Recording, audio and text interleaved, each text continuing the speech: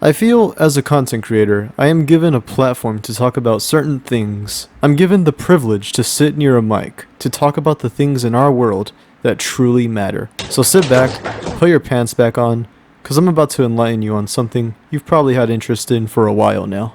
There's a topic I've tried keeping from addressing on this channel, mainly cause the subject itself is quite, delicate. That topic regarding femboys. Now I'm not here to give you a whole tangent to insight you on what the small differences between twinks and femboys and all the other things in this rabbit hole are.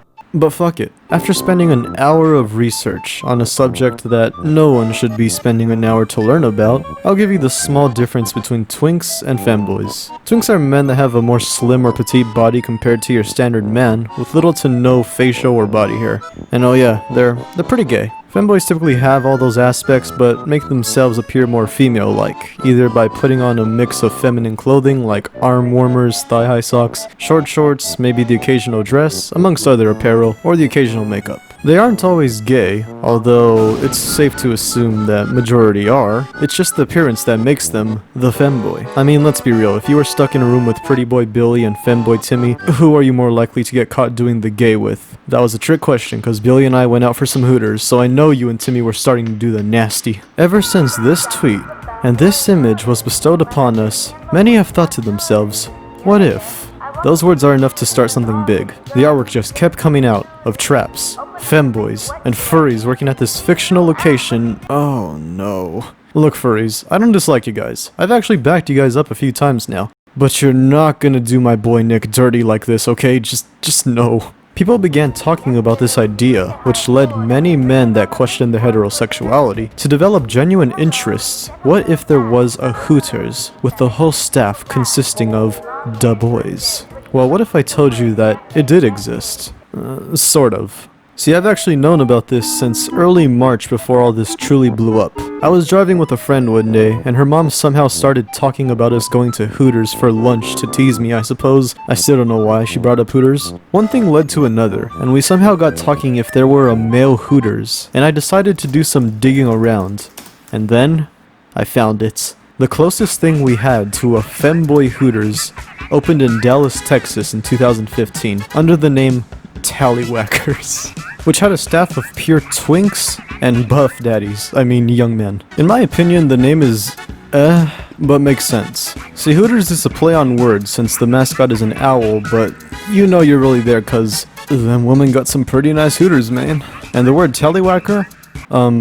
Penis. It was getting decent service from gay men, of course, but also women that probably just got back from seeing Magic Mike extra large on their ladies' night out with the gals, with your grandmother probably.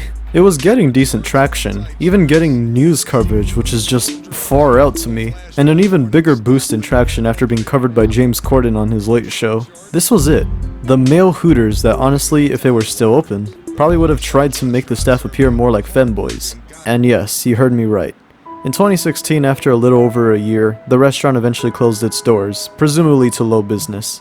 And this is where I realized, as much as we want a femboy Hooters to exist today, it would be short-lived just like Tallywackers. No matter where you are, you'll find many people that love tits. It's undebatable, tits are amazing. If femboy Hooters existed, how confident are we that the location would get enough customers at a rapid pace to keep it alive? Even if this were the very open part of Hollywood where there's gay bars and clubs, they'd still probably barely be able to pull in the money to stay afloat. So yeah, will we ever truly see a restaurant with the entire staff consisted of femboy waiters?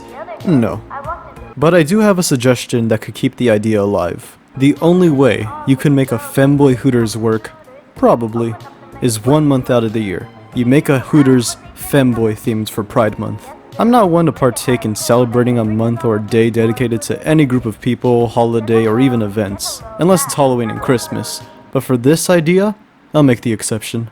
So that way, even if it doesn't get much traction by the end of the month, they probably wouldn't risk the fate of the beloved, but shortly-lived, Tallywackers. Then when this quarantine is over, we can all grab our boys, and then we go to that Hooters, and we tell that femboy waiter, yes, Timmy, I will have the boneless chicken wings. And then we'll sit there and look at our comrades and think to ourselves, what the fuck am I doing in this place, man? dark and clear on your high voice, smooth ocean.